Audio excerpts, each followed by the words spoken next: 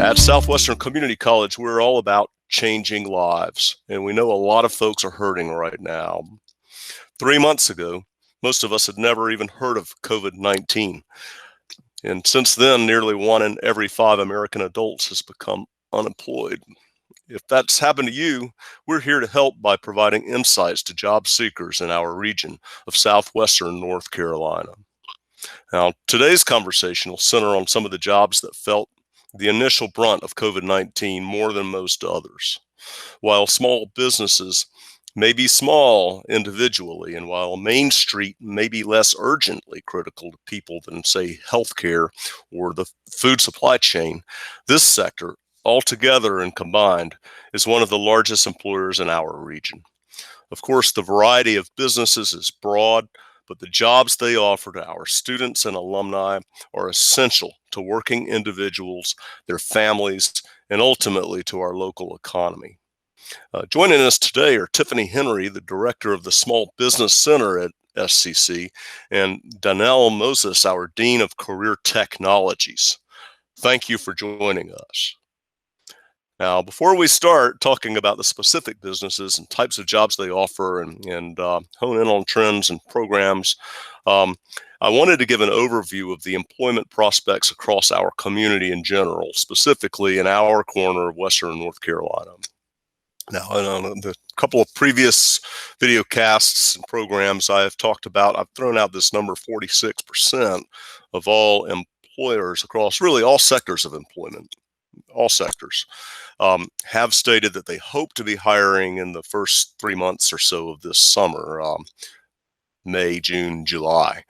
And that's a little bit more easily understood if you think about the fact that many of them have lost employees or they're anxious about getting them back. And I actually saw a Asheville Chamber of Commerce study that looked at across all sectors of employment, but specifically identified food and beverage, retail, professional services, and personal services as being among those businesses that reported being anxious about finding the resources to hire employees and also even being able to recruit staff to serve the public as they're able to reopen this summer. So that's sort of the climate that we're in right now. Another thing to remember is that, when you look across all sectors of our employment, several are always on the short list in terms of major employers in this particular region. You have government and education for sure, and healthcare, and hospitality and tourism. But the one that always is there in one shape or form is small business. And that's because when you combine all the rafting companies, all the retail stores, all the hospitality, fly fishing guide companies, all of the small automotive service centers, and really just all the restaurants, the brew pubs, everything that together combined is a major engine of employment for our area and a major component of our economy. Now, with that being said, let's move over to Ms. Henry. I know that you are providing training and support to business owners across our service region of all types, and you've even participated. I've been to some of your valuable town hall meetings. Mm-hmm. Let's start by just asking how their lives have been changed over the last couple of months. Well, I think that for everybody, and especially, a business owner, it's trying to handle and absorb something that they don't understand and something that there's no timeline to. A lot of times with a natural disaster, hurricanes, flooding, like there's an end in sight and there's a timeline to that. And with this virus and this pandemic, there's no real specific timeline. And while the governor has given our stay-at-home orders and, mandated businesses close, that's been the only timeline that they've been given. And, does it change, and how does it change, and who's going to be on the next list to be able to open? And so, it's like there's so much that's outside of their control. And as a small business owner, you are always in control because you're making those decisions for yourself, for your employees, and this is something that you cannot control. And so it's it's been really challenging for them to adapt and adjust to all of these challenges that, everybody else is going through. And it's not just me having a job, it's me being the business owner and having the bills that still come in and the employees that I don't want to lose. And how do I maintain those relationships with those employees? And how do I do right by them? Because when this is over with, I want to make sure I can bring them back. And so that's been one of the really heartfelt challenges that, small business owners have been, working through during this time, especially early on. And now that we're just going through the phases, how do I bring these people back? Or even if they didn't, lay them off and we're paying them while they were closed. Well, that's a tough situation for everybody. I hadn't thought about just the makeup of a small business owner is all about having a lot of control, and right now they're not feeling in control. Can you share details about how our community partners and employers, how do they work with you, Tiffany, to gain the support that helps them help these employees? Well, one of the things that we did early on as a region, and this would be Haywood County West, we did a survey for business owners just to see sort of how they were being impacted. Were they being forced to close? Were they able to shift the business model? Whether it's to e-commerce or a restaurant doing curbside or delivery. So, really surveying the business owners and trying to assess what's going on with them. Were they able to lay off, or not able, were they having to lay off people? Were they able to maintain those relationships with their employees? And it was and also what kind of assistance were they being able to receive? And that was, very eye-opening for us, but it was also very early in the process too. So when we looked at the percentage, it was about 48% of the businesses that we surveyed were closed, not any additional, source of income. They were closed because of the nature of their business. They didn't have another way to really make revenue without being open, or that was what they chose to do based on the circumstances, and if you think about it, when this started, most people were basically thinking, 2 weeks, flatten the curve, 2 weeks, and we'll be back at it. And a business owner is like, okay, I might can handle 2 weeks. I might can handle this. But once it gets past a certain timeline, that unknown timeline, then it starts to get very real. So they, I would say within that survey, I think we had about 434 jobs that were lost, people that were laid off.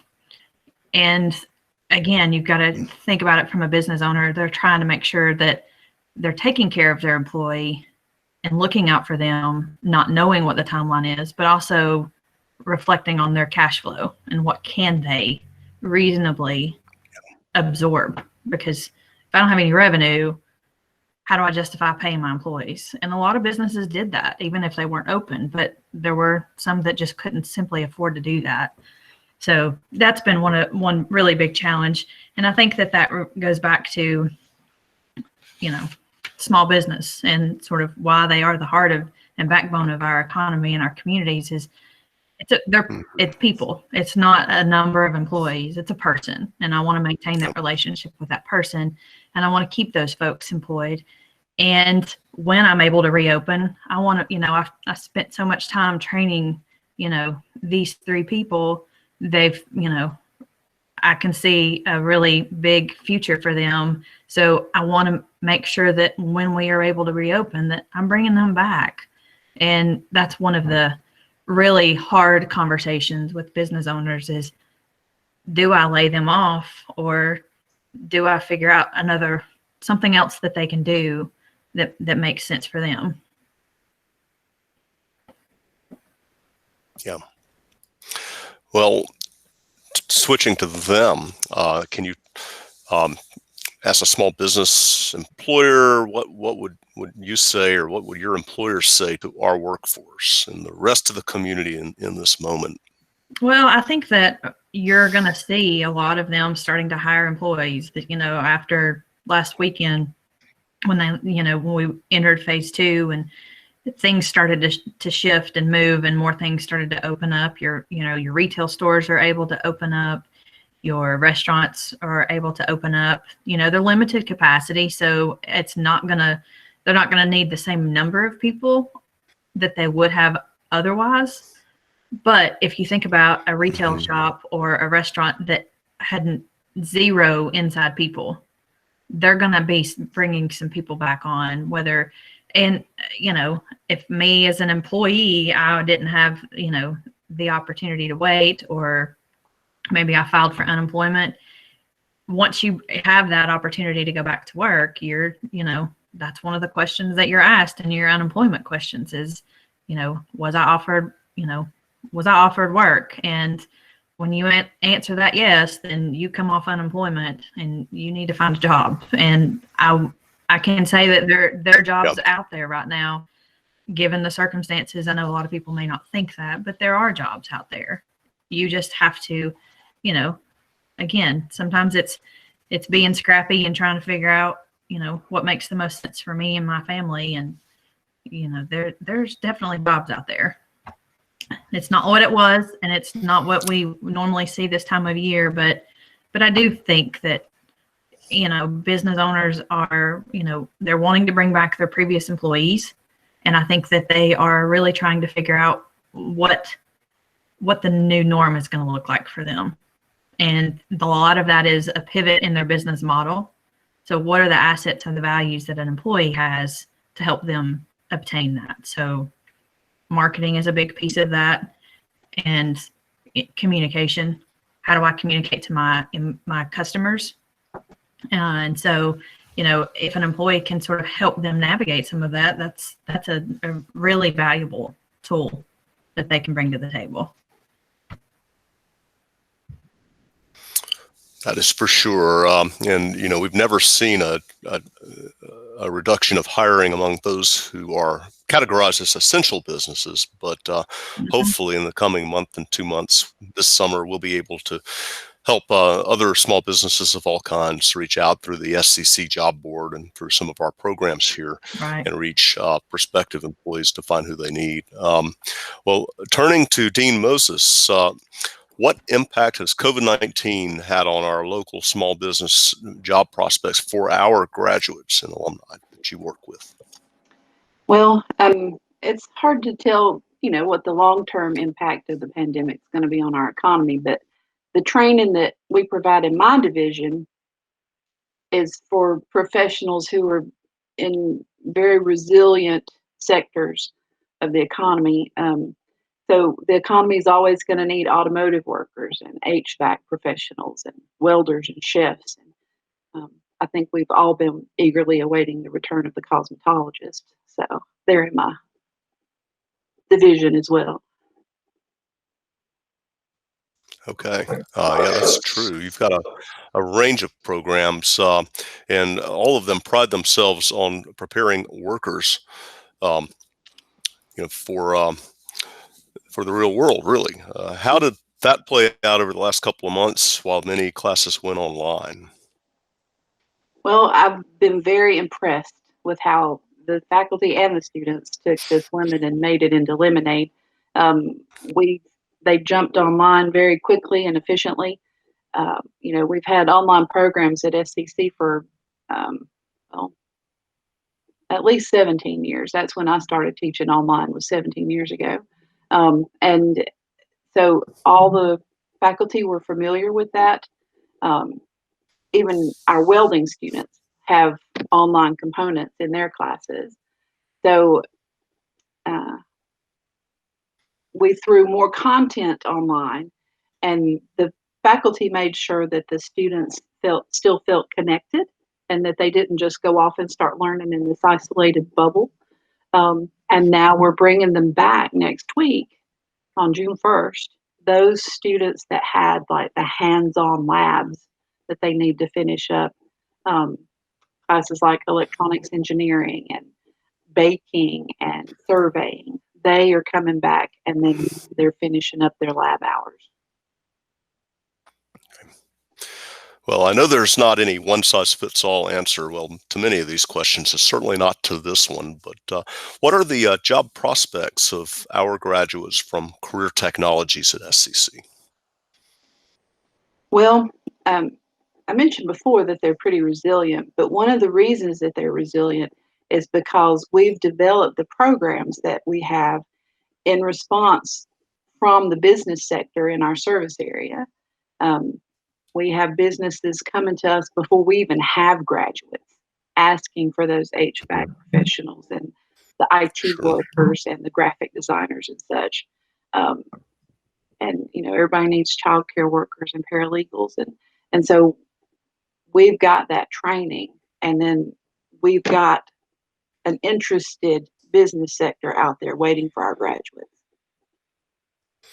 I think it's safe to say that just about every kind of business that Tiffany and our Small Business Center supports and works with, we have a program to train and prepare qualified personnel, staff, and employees for those businesses. So, Right. We've got a great variety of programs. we sure do. Well, with that being said, if each of you would like to sort of summarize some of, if there's anything you forgot to say or anything you'd like to say in summary regarding our small business community, employment, and how we're training our graduates to support our economy. The floor is yours, Tiffany. Well, I would just, I think as a prospective employee, I think one of the things is that professionalism when you are approaching that business owner. I do hear that from business owners is, sometimes it's like spot on and sometimes it's totally missing the mark. So, think about that first interaction with a business owner and make sure that you make a really great first impression with that business owner. And also, given the circumstances and the times that we're in, is, a little bit of patience, a little bit of grace right now, because business owners have had to make some really, really hard decisions they never thought they would have to make. And they're just doing the best that they can with what they've got. And so, it doesn't mean that they're normally a hateful person. Maybe you caught them on a bad day when they, talked to the banker and didn't get great information, or maybe, a piece of equipment went, sideways. And so understanding the circumstances, there's two sides to every story, and really giving them a little bit of grace with the circumstances that they've been really, really struggling with for the last 2 months. And they're good people. They mean well. They have great intentions, and they'll take care of their employees. So those first impressions are critical, and maybe they don't make the best first impression either. So again, it goes both ways. So being prepared and also being willing to, do something outside of your comfort zone when it comes to a new job. They might need you to do X, Y, Z, but being proactive and taking the initiative is critical. So for all of us, grace and patience, and for job seekers, being flexible, being eager to help in any way, shape, or form, Yep. and showing some initiative. Yeah. Yes. Okay. Perfect. No? Well, I was thinking that if people have been at home the last couple of months and they're thinking, I really don't want to go back to do that.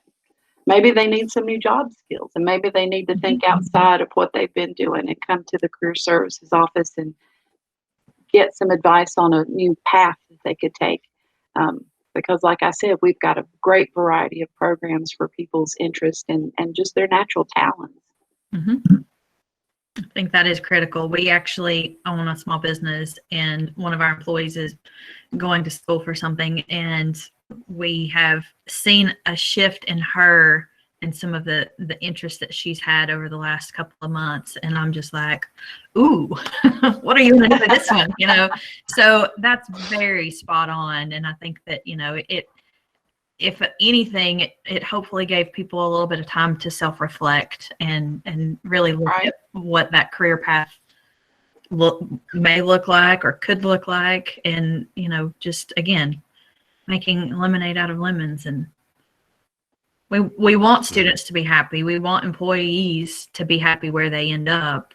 And so, sometimes taking a step back is a good thing. That's a really great point. I'll wrap things up and summarize by pointing all listeners to 3 important spots on SCC's website. First of all, Career Services offers a range of technology support and services to job seekers and to small businesses as well. You can actually meet with Jody Waltrip, our excellent career counselor, who can help provide career assessments, career counseling, and determine in what direction you want to retool or what kind of degree might really position you for that next opportunity in our economy. You could go to Career Technologies on SCC's website and see a wide array of programs from automotive to business programs and paralegal to medical office administration to cosmetology and culinary and just all of these areas that prepare both employees and small business owners, even with the right skills and expertise to provide services to the community. Did I leave anything major out, Dean Moses? I think I got most of them. Okay, and also to the Small Business Center. Oh, did I get that right, Tiffany? How do people find you so business owners can receive the support that they need? So it's southwesterncc.edu/SBC, or they can email me at t_henry@southwesterncc.edu. Fantastic. Well, thanks again to all of you for tuning in. And be sure to catch us at the same time every Friday using the same Google Meet link or podcast provider as you found us this week. Next week, we'll be talking with experts in hospitality and tourism.